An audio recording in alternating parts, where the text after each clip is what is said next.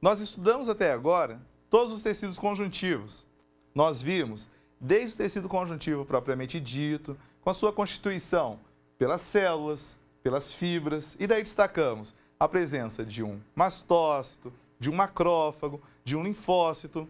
Com relação às fibras, a composição por fibras colágenas, fibras elásticas, fibras reticulares, a determinação de um tecido conjuntivo propriamente dito, de natureza mais fibrosa, um tecido conjuntivo elástico ou um tecido conjuntivo mucoso.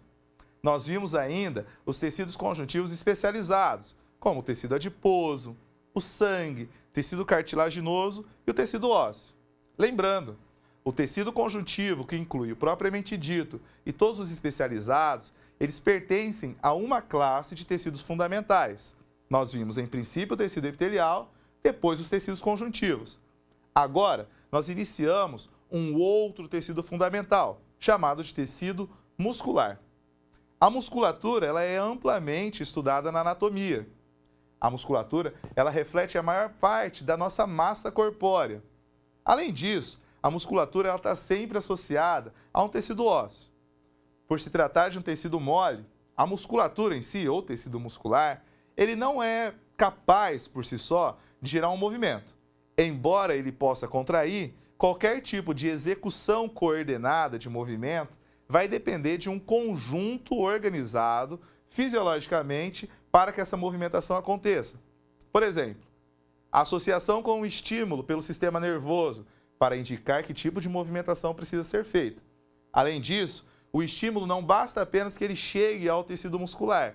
É necessário que o tecido muscular esteja associado a um sistema de alavancas para que o movimento efetivamente aconteça. Normalmente, o sistema de alavancas é proporcionado pela presença do tecido ósseo e do tecido cartilaginoso também a ele associado. Desta forma, os tecidos musculares, eles fazem inserção, principalmente o tecido muscular estriado esquelético, que faz a parte corpórea externa, constitui a nossa massa externa, ele é responsável por fazer uma inserção, uma finalização da musculatura por meio de tendões ou aponeuroses em regiões de tecido ósseo.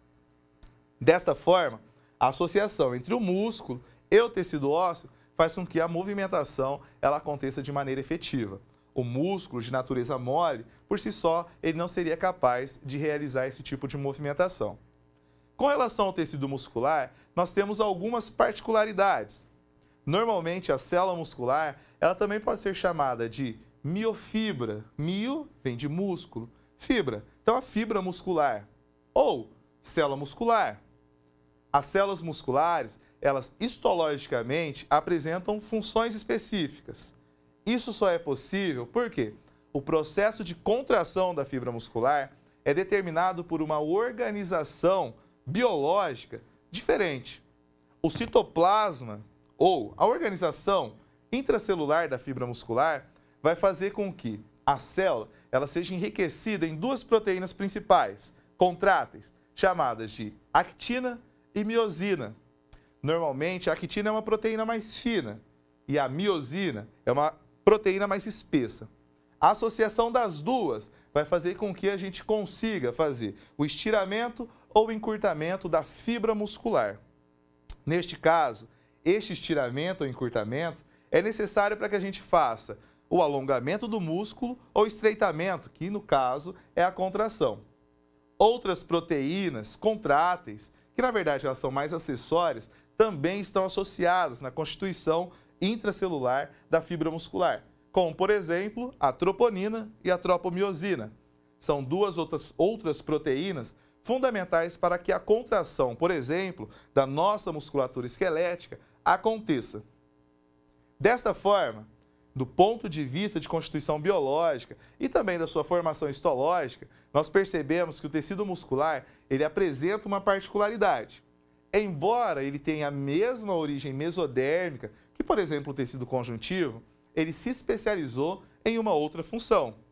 Consequentemente, as células também se diferenciaram, criaram uma organização, uma estrutura morfológica distinta dos outros tipos celulares. Isso faz com que o tecido muscular consiga exercer a sua função.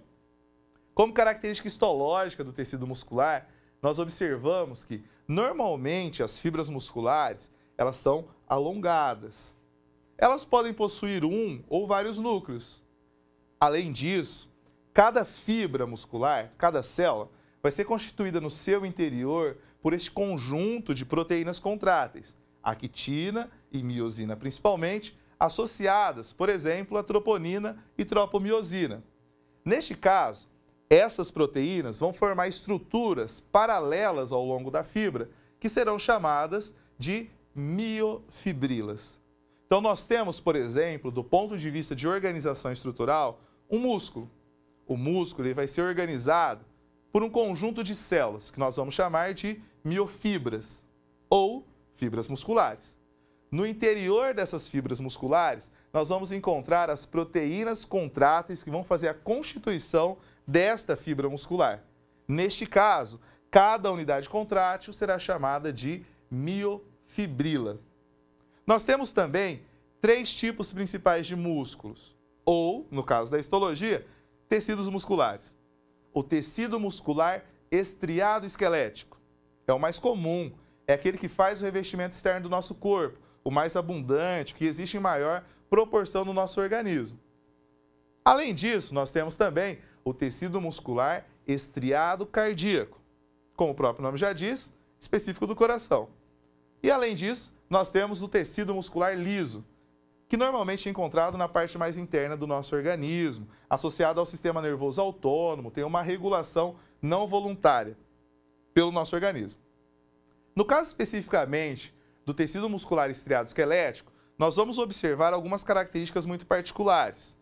Essas fibras, elas são demasiadamente alongadas. Se você observar anatomicamente o tamanho de um músculo, você vai ver que as fibras, para que elas consigam sair do seu ponto de origem até um ponto de inserção, embora elas comuniquem entre si, é necessário que elas tenham um comprimento bem maior do que outros tipos celulares que nós comumente encontramos na histologia.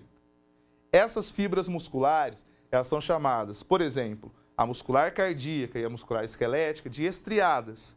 A presença de actina e miosina, formando as miofibrilas no interior dessas células, vai fazer com que, quando nós observamos o tecido muscular, esses 2 casos especificamente, ao microscópio óptico de luz, nós vamos ver que no interior da fibra muscular existe um padrão de coloração de claro e escuro, claro e escuro.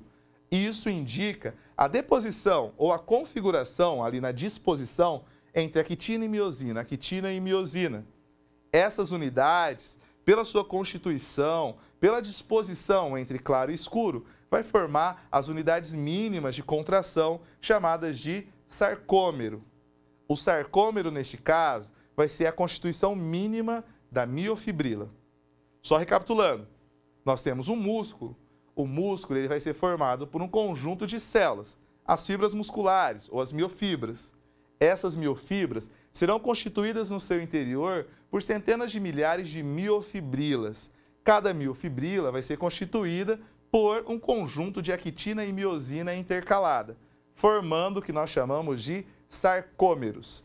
Os sarcômeros são responsáveis por esse padrão de claro e escuro que nós observamos ali na microscopia, quando visualizando, por exemplo, quando podemos visualizar um tecido muscular estriado esquelético. O tecido muscular estriado esquelético, só para constar, ele tem uma contração rápida e voluntária, ou seja, qualquer movimento que nós quisermos executar é possível, sob controle da nossa própria vontade. Além disso, esse movimento ele pode ser lento, você determina, ou rápido. Normalmente, o estímulo ele acontece de maneira vigorosa e rápida. As fibras musculares estriadas esqueléticas são alongadas, possuem estriações transversais e normalmente são multinucleadas na sua margem. Os núcleos se deslocam para a periferia, dando essa característica à célula muscular estriada esquelética.